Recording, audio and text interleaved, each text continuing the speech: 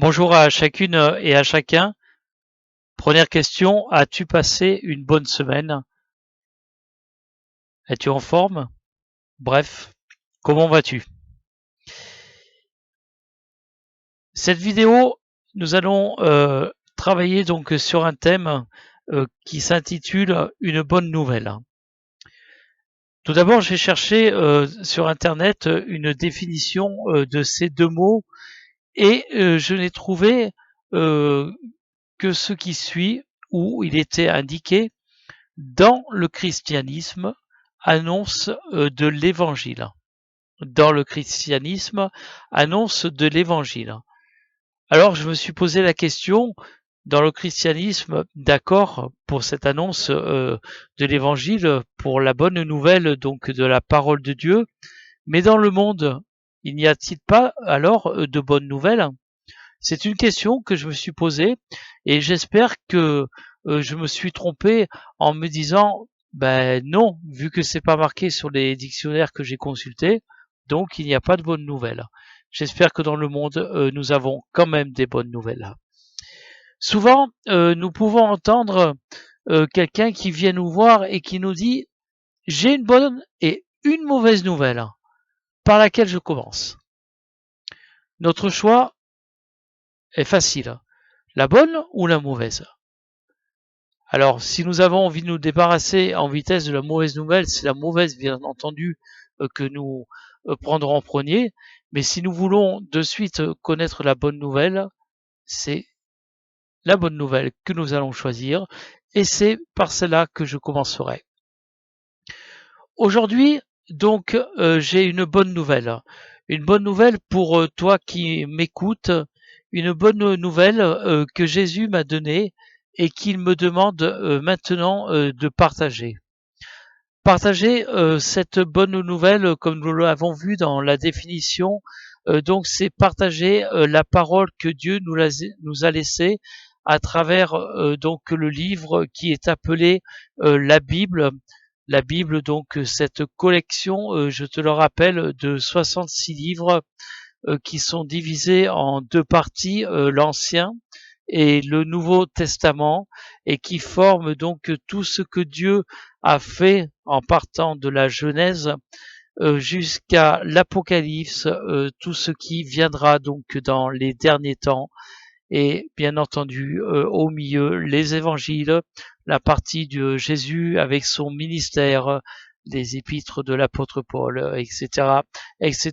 Cela forme la parole de Dieu, cela forme donc la bonne nouvelle que je veux te partager. Nous prendrons l'Ancien Testament pour commencer, et dans le livre d'Ésaïe, au chapitre 40, et au verset 9, donc je te laisse chercher le livre d'Ésaïe dans l'Ancien Testament, au chapitre 40 et au verset 9, il était donc déjà indiqué, en parlant de bonnes nouvelles, monte sur une haute montagne, Sion, pour publier la bonne nouvelle. Élève avec force ta voix, Jérusalem, pour publier la bonne nouvelle. Élève ta voix, ne crains point, dis aux villes de Juda, voici votre Dieu. Jésus, pendant son ministère, donc qui a duré 3 ans sur la terre, nous dit dans l'évangile de Marc, donc nous passons dans le Nouveau Testament, l'évangile de Marc, le chapitre 16 et le verset 15. Il est dit, puis il leur dit, allez par de tout le monde et prêchez la bonne nouvelle à toute la création. Quand j'ai une bonne nouvelle, je la partage. Et aujourd'hui, comme je le disais donc dans l'intro, je n'ai pas une bonne nouvelle, mais des bonnes nouvelles. Je veux te les annoncer dès maintenant, dès aujourd'hui. Dieu t'aime. Dieu te pardonne les fautes. Dieu t'offre la vie éternelle. Tu remarqueras que sur ces trois bonnes nouvelles s'adressent à toi qui es derrière cet écran, comme à moi qui suis en train de te parler, mais elles s'adressent donc à nous, à chacun de nous personnellement. Nous voyons en effet Dieu t'aime avec ce T apostrophe. Euh, Dieu t'offre aussi donc ce fameux aussi T apostrophe, te pardonne tes fautes avec ce TE et enfin aussi le TES pour tes fautes. C'est personnellement que Dieu s'adresse. Dieu t'aime et nous le voyons dans ce verset que nous avons déjà repris plusieurs fois dans les vidéos qui sont passées.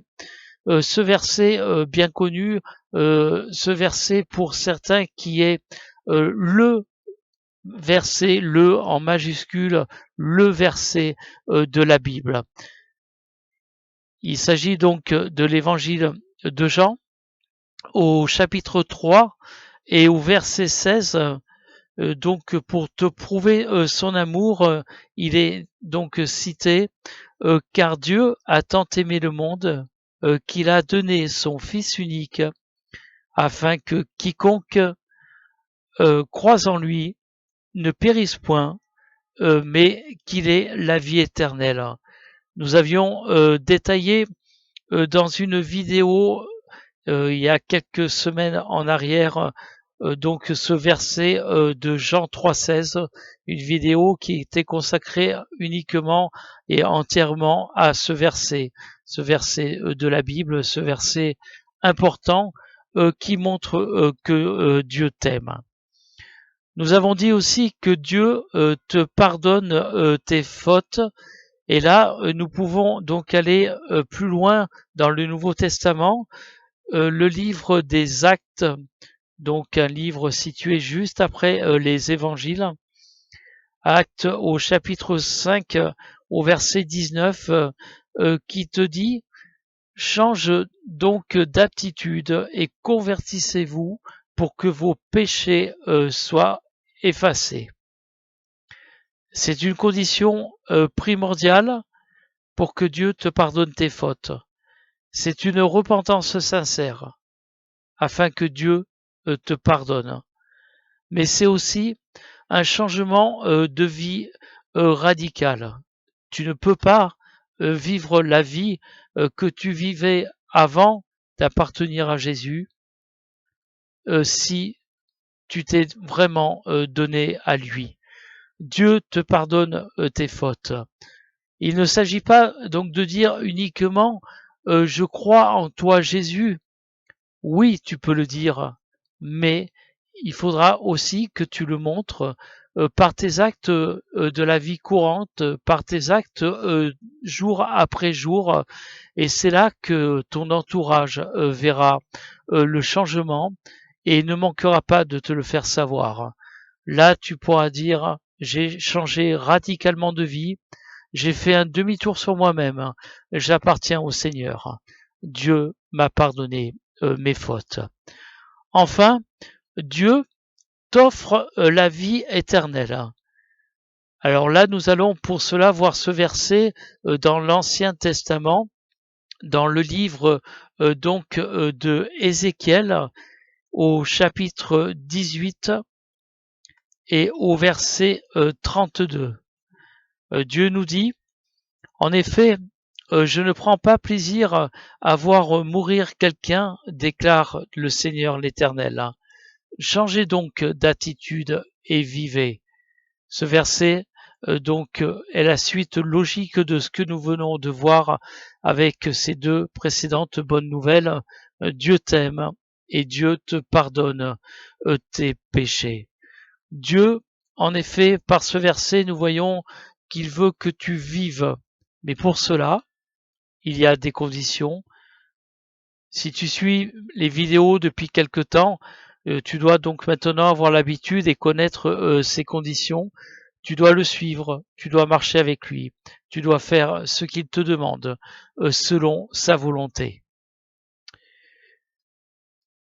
Je dirais maintenant en conclusion que pour recevoir la bonne nouvelle, je te propose donc la Bible. Tu es aussi habitué à ce genre de proposition. Je te le dis encore une fois de plus, tu peux recevoir la Bible si tu ne la possèdes pas, bien évidemment, et je te l'enverrai gratuitement. Tu pourras alors découvrir la bonne nouvelle que Dieu lui-même te donne. Je te mets aussi un lien sur donc le corps du message sur la chaîne YouTube de cette vidéo, un lien qui t'enverra sur un chant qui est tiré plus exactement d'une fresque musicale qui s'appelle Jésus de Nazareth à Jérusalem. Et je te demanderai là aussi, comme tous les chants que je mets, d'écouter bien ces paroles. Euh, Écoute ces paroles, médite-les. Je voudrais conclure donc cette vidéo maintenant par un simple verset que tu trouveras dans le deuxième livre des Chroniques au chapitre 7 et au verset 14. Il est dit, si mon peuple, celui qui porte mon nom, s'humilie, prie et me cherche, et s'il renonce à ses mauvaises voies, je l'écouterai du haut du ciel, je lui pardonnerai son péché et je guérirai son pays. Si mon peuple, celui qui porte mon nom, s'humilie, prie et me cherche, et s'il renonce à ses mauvaises voies, nous venons de le voir il y a quelques minutes. Cela s'appelle donc la repentance, et c'est l'acte que tu dois faire absolument, avec sincérité. Dieu t'écoutera du haut du ciel. Il te pardonnera ton péché et il guérira le pays. Cette vidéo se termine.